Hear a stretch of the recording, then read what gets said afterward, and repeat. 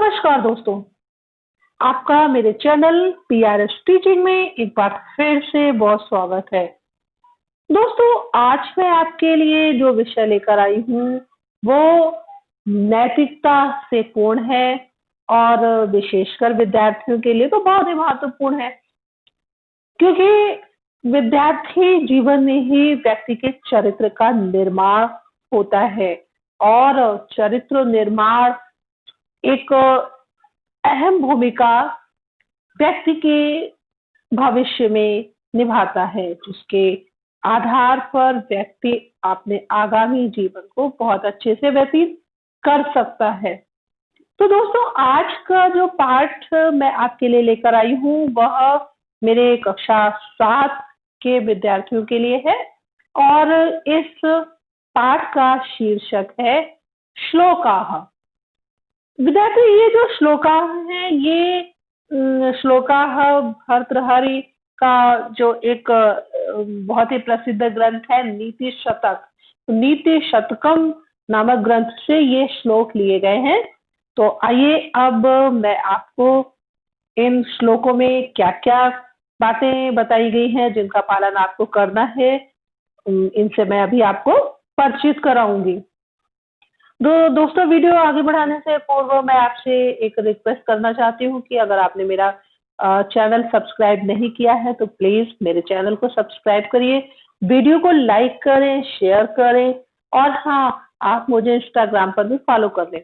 मेरी Instagram ID है PRSteaching_YT। दोस्तों, मैंने अपनी इंस्टाग्राम आईडी की लिंक डिस्क्रिप्शन में दे दी है। तो चलिए अब आगे बढ़ाते हैं इस पाठ को। तो दोस्तों, पहला श्लोक है जिसमें यहाँ पर प्रथमा विभक्ति के संबंध में भी जानकारी कराई गई है। प्रथमा विभक्ति में जो शब्द रूप होते हैं उनका भी ज्ञान हमें इससे प्राप्त होगा। उद्यमः साहसं धैर्यं बुद्धिः शक्तिः पराक्रमः षडेते यत्र वर्तन्ते तत्र देवः सहायकः। विद्यार्थियों, इस श्लोक में कवि ने बताया है कि 6 चीजें, इन्हें हम गुण भी कह सकते हैं, ये 6 गुण जहां पर होते हैं और जहां पर गुण तो व्यक्तियों में होंगे, तो अब हमें ये अपने पास से जोड़ना पड़ेगा। यत्र, देखिए आप देख रहे होंगे श्लोक में यत्र लिखा है। यत्र शब्द का अर्थ है जहां, अर्थात जिस व्यक्ति में उद्यम शब्द का अर्थ है परिश्रम। साहसम शब्द का अर्थ है साहस। धैर्यम शब्द का अर्थ है धीरज। बुद्धि या शक्ति शब्द का अर्थ है ताकत या शक्ति। पराक्रम शब्द का अर्थ है वीरता। षड शब्द का अर्थ है 6। एते शब्द का अर्थ है ये सभी। यत्र यानी जिस व्यक्ति में या जिन व्यक्तियों में वर्तन्ते शब्द का अर्थ है होते हैं। तत्र देवः सहायकः, तत्र वहां उन व्यक्तियों की, देवः देवता, सहायकः सहायता करते हैं। आइए चलिए फिर से मैं इस श्लोक का अर्थ आपको बता दूं कि जहां या जिन व्यक्तियों में उद्यम, परिश्रम, साहस, धैर्य, बुद्धि, शक्ति और वीरता, ये 6 गुण होते हैं, उनकी देवता सहायता करते हैं। अब आइए दूसरे श्लोक को देखते हैं। दूसरे श्लोक में विद्यार्थियों द्वितीय विभक्ति का ज्ञान कराया गया है। विनयो वंशमाख्याति देशमाख्याति भाषितम संभ्रमः स्नेहमाख्याति वपुराख्याति भोजन। विनय, विनयशीलता, नम्रता, विनय विनय का अर्थ है नम्रता। नम्रता वंशम आख्याति। आख्याति शब्द का अर्थ है बताती है। नम्रता वंशम, वंश का परिचय देती है या वंश के विषय में बताती है। और भाषितम, भाषितम भाषित शब्द का अर्थ है भाषा, बोली। देशम आख्याति, देश को बताती है। कोई व्यक्ति किस देश का निवासी है इसकी पहचान उसकी भाषा के माध्यम से हो जाती है। संभ्रम, संभ्रम, संभ्रम शब्द का अर्थ है विश्वास। और विश्वास स्नेहम आख्यात, स्नेह को, प्रेम को बताता है। वपु आख्याते भोजनम। और वपु, वपु शब्द का अर्थ है शरीर। शरीर भोजनम आख्याति, और शरीर भोजन के विषय में बताता है। जैसे कि कोई भी व्यक्ति हष्ट पुष्ट है, स्वस्थ है, तो ये पता चलता है कि वो अच्छा भोजन, पौष्टिक भोजन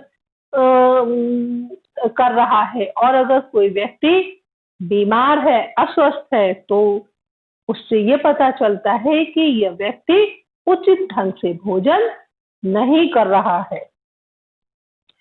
तीसरा श्लोक है जिसमें कि हमें तृतीया विभक्ति के शब्द रूपों का ज्ञान होगा।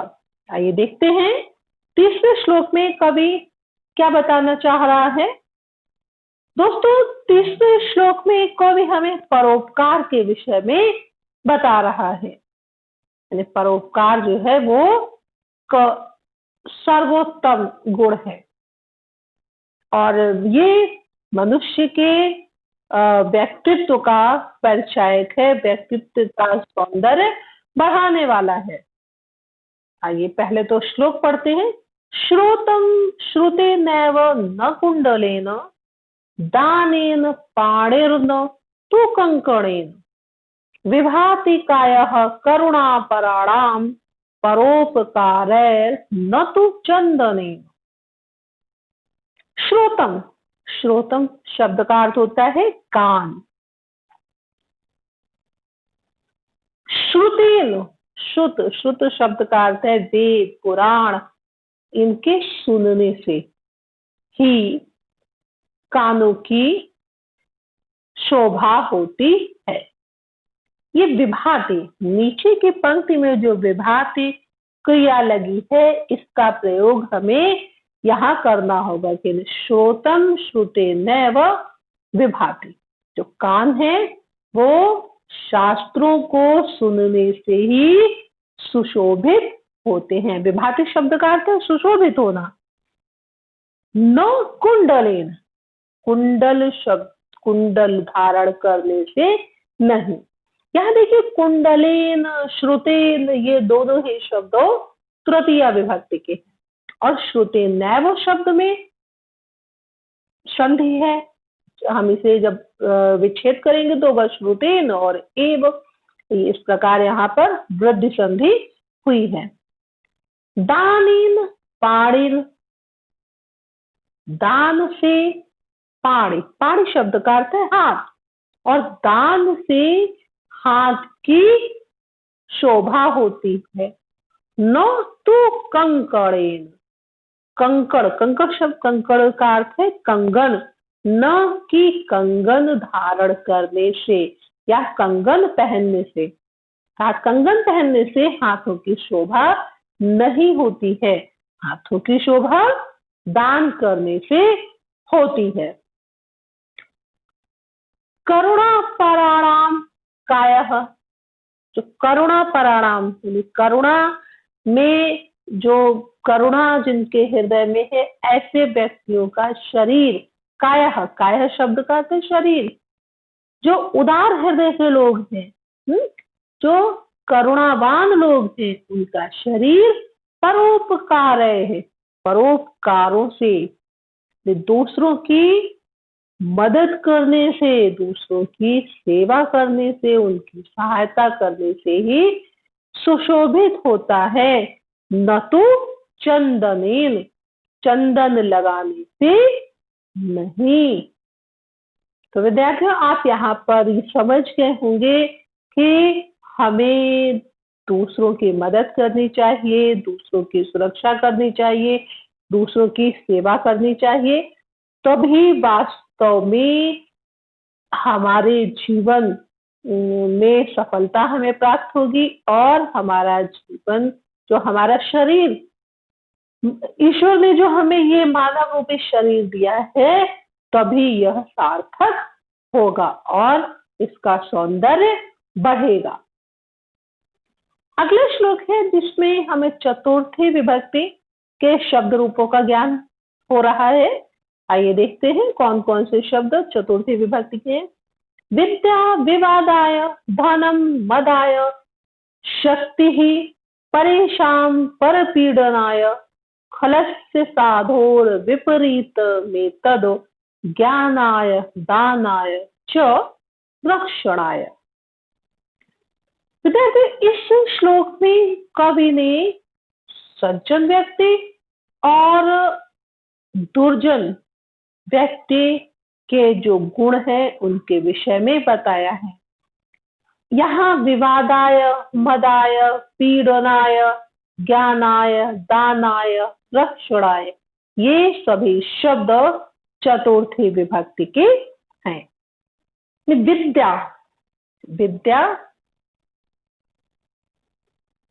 विवादाय, विवाद शब्द का अर्थ है झगड़ा, तर्क वितर्क करना, जिनकी विद्या खलस्य, ये खलस्य शब्द नीचे से लेना पड़ेगा। खलस्य यानी दुष्ट, दुष्ट व्यक्ति की विद्या विवादाय, विवाद के लिए, दूसरों से झगड़ा करने के लिए होती है। और धनम, धन वो मदाय, मदाय शब्द का अर्थ है घमंड के लिए होती है। शक्ति ही, और जो शक्ति है वो परेशान परपीडनाय, परेशान, परेशान शब्द का अर्थ है दूसरों को पीड़नाय, पीड़नाय शब्द का अर्थ है परेशान करने के, दुख देने के लिए होती है। साधोर विपरीतम एतद, लेकिन जो सज्जन, साधो, साधो शब्द का अर्थ है जो सज्जन है, उनकी एतद विपरीतम, एतद इससे विपरीत, विपरीत होती है। जो सज्जन लोग हैं उनकी विद्या, अब विद्या ऊपर से लेंगे, फिर धन लेंगे, फिर शक्ति लेंगे, तो इन शब्दों से जोड़ेंगे। जो सज्जन है उनकी विद्या ज्ञानाय, ज्ञान के लिए होती है। धन दानाय, दान के लिए हो, धन दान के लिए होता है। और शक्ति, जो ताकत है, वो रक्षणाय, वो दूसरों की रक्षा करने के लिए होती है। तो दोस्तों, आप समझ गए होंगे कि दुष्ट व्यक्ति के गुणों को ना अपनाकर हमें जो सज्जन व्यक्तियों के गुण हैं उन्हें अपनाने का प्रयास करना चाहिए। जो विद्या है उससे हमें ज्ञान प्राप्त करने का प्रयास करना चाहिए। अगर हमारे पास धन है तो हम उस धन का दान करें, और जो हमारे पास शक्ति है, ताकत है, वो दूसरे व्यक्तियों की रक्षा करने के लिए होनी चाहिए। तो दोस्तों देखिए, अभी तक हमने जिन श्लोकों को पढ़ा है उनके द्वारा हमें प्रथमा विभक्ति, द्वितीय, तृतीय और चतुर्थी विभक्ति के शब्द रूपों के विषय में जानकारी प्राप्त हुई है। अब आगे के जो श्लोक हैं उनके द्वारा हमें पंचमी विभक्ति, षष्ठी विभक्ति और सप्तमी विभक्ति के शब्द रूपों का ज्ञान होगा। तो आइए पंचमी विभक्ति से संबंधित इस श्लोक को पढ़ते हैं। आचारात् लभते ह्यायुः, आचारात् लभते श्रियम्, आचारात् लभते कीर्ति, पुरुषः प्रेत्य चेह च। यहाँ इस श्लोक में आचारात्, ये शब्द पंचमी विभक्ति का है। आचारात्, आचारात् शब्द का अर्थ है आचरण से या सदाचार से। आयु, आयु दीर्घायु। लभते, लभते शब्द का अर्थ है प्राप्त होती है। आचारात् आचरण से। श्रियम, श्री, श्री शब्द का अर्थ है लक्ष्मी। लभते प्राप्त होती है। किसको प्राप्त होती है? अब ये नीचे की पंक्ति में बताया जाएगा। आचारात लभते कीर्ति, सदाचार से कीर्ति, कीर्ति शब्द का अर्थ है यश, लभते प्राप्त करता है। कौन प्राप्त करता है? पुरुष, पुरुष है जो पुरुष वो। और प्रेत्य चेह च, प्रेत्य, प्रेत्य शब्द का अर्थ है परलोक में। और चेह, चेह शब्द को जब हम विच्छेद करेंगे तो ये होगा च और इह, च और इह इन दोनों शब्दों को मिलाकर यहाँ पर गुण संधि हुई है। इह, इह शब्द का अर्थ होता है इह लोक, इस लोक में, पृथ्वी लोक में। और परलोक, परलोक शब्द का अर्थ है जो स्वर्ग लोक की कल्पना की जाती है। तो इस लोक में और स्वर्ग लोक में, दोनों लोकों में पुरुष को या मनुष्य को आचारात, सदाचार से आयु प्राप्त होती है, लंबी आयु प्राप्त होती है। और हम इसे ऐसे भी बोल सकते हैं कि मनुष्य परलोक में और इहलोक में आचरण से या सदाचार से दीर्घायु प्राप्त करता है, आचरण से लक्ष्मी प्राप्त करता है, आचरण से यश प्राप्त करता है। तो इस श्लोक का निष्कर्ष यही निकलता है कि हमें सदाचारी बनना चाहिए, अर्थात अच्छा आचरण करना चाहिए। अब पढ़ते हैं षष्ठी विभक्ति से संबंधित श्लोक। हस्तस्य भूषणम दानम सत्यम, कंठस्य भूषणम श्रोतस्य भूषणम शास्त्रम, भूषणैः किम प्रयोजनम।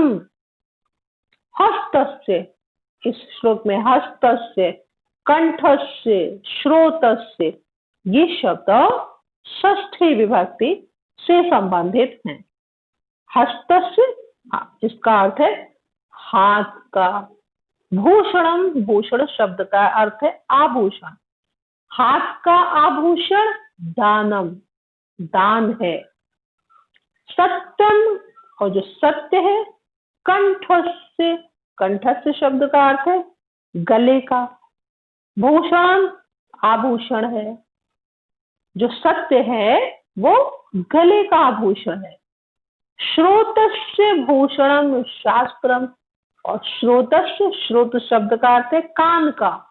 आभूषण शास्त्र है, वेद पुराण ये शास्त्र है, ये कान के आभूषण है। तो फिर कब ये कह रहा है भूषण किम प्रयोजनम, तो जो अन्य आभूषण है इनका क्या लाभ है? तो जो आभूषण सोने चांदी के बने आभूषण है इनका क्या प्रयोजन है? प्रयोजन शब्द का अर्थ है क्या लाभ है। अगला श्लोक है जो सप्तमी विभक्ति से संबंधित है। आइए देखते हैं इसे भी हम कि इस श्लोक में कौन कौन से शब्द सप्तमी विभक्ति से संबंधित है। शैले शैले न माणिक्यम, मौक्तिकम न गजे गजे, साधवो न ही सर्वत्र, चंदनम न बने बने। कवि ने बताया है कि शैले, यहाँ इस श्लोक में शैले, गजे, बने, साधवो ये शब्द नहीं, शैले, गजे और बने ये शब्द सप्तमी विभक्ति के हैं। शैले, शैले, शैल, शैल शब्द का अर्थ है पर्वत। पर्वत, हर पर्वत पर न माणिक्य, माणिक्य, माणिक्य एक बहुत ही बहुमूल्य रत्न होता है, मणिक है, मणि। तो हर पर्वत पर माणिक्य नहीं होता है। मौक्तिकम न गजे गजे, और जो मौक्तिक, मौक्तिक शब्द का अर्थ होता है मोती, न गजे गजे, गज, गज शब्द का अर्थ तो हाथी होता है, और हर गज में मौक्तिक, मोती जो वो नहीं होता है। साधवो न ही सर्वत्र, उसी तरह सज्जन व्यक्ति भी सर्वत्र नहीं होते हैं, हर जगह नहीं होते हैं। चंदनम न बने बने, और चंदन का पेड़ वो भी बने बने हर वन में नहीं होता है। अर्थात ये किसी किसी वन में ही चंदन के पेड़ होते हैं। सज्जन व्यक्ति भी किसी किसी स्थान पर होते हैं, सब जगह नहीं होते हैं। हर पर्वत पर माणिक्य मणि नहीं होता है, और हर हाथी में मौक्तिक मोती नहीं होता है। तो विद्यार्थियों कवि ने यहाँ पर हमें बहुत ही अच्छी बातें बताई हैं कि हमें किस तरह का आचरण करना चाहिए और हमारे लिए कौन कौन सी चीजें आभूषण स्वरूप हैं। तो हमें ज्ञान प्राप्त करना चाहिए, हमें सदाचार का पालन करना चाहिए। जो बाहरी आभूषण है उनको प्राप्त करने का प्रयास नहीं करना चाहिए, बल्कि जो हमारे व्यक्तित्व के वास्तविक आभूषण है उनको प्राप्त करने का हमें प्रयास करना चाहिए और एक सज्जन व्यक्ति बनकर अपना जीवन व्यतीत करना चाहिए। तो दोस्तों, अगर आपको मेरा ये वीडियो पसंद आया है तो प्लीज मेरे वीडियो को लाइक करें, शेयर करें, और अभी तक अगर आपने मेरे चैनल को सब्सक्राइब नहीं किया है तो प्लीज मेरे चैनल को सब्सक्राइब करें। और आप मुझे इंस्टाग्राम पर भी फॉलो कर लें। मेरी इंस्टाग्राम आईडी मैंने पहले भी बताई थी, फिर से एक बार आपको बता दूं। मेरी इंस्टाग्राम आईडी है PRSTeaching_YT। दोस्तों, मैंने अपनी इंस्टाग्राम आईडी की लिंक डिस्क्रिप्शन में दे दी है। तो दोस्तों, शीघ्र ही आपसे जल्दी मुलाकात होगी एक नए और रोचक विषय के साथ। इसी तरह आप मुझे अपना लाइक भेजते रहें, मेरे चैनल को सब्सक्राइब करते रहें और मेरी हौसला अफजाई भी करते रहें, क्योंकि आपकी एक लाइक, आपका एक सब्सक्रिप्शन तो हमारे लिए बहुत ही महत्वपूर्ण है और जो हमें भी एक कुछ आपके लिए नया सोचने और करने की प्रेरणा देता है। तो दोस्तों, कल फिर आपसे मुलाकात होगी, तब तक के लिए नमस्कार।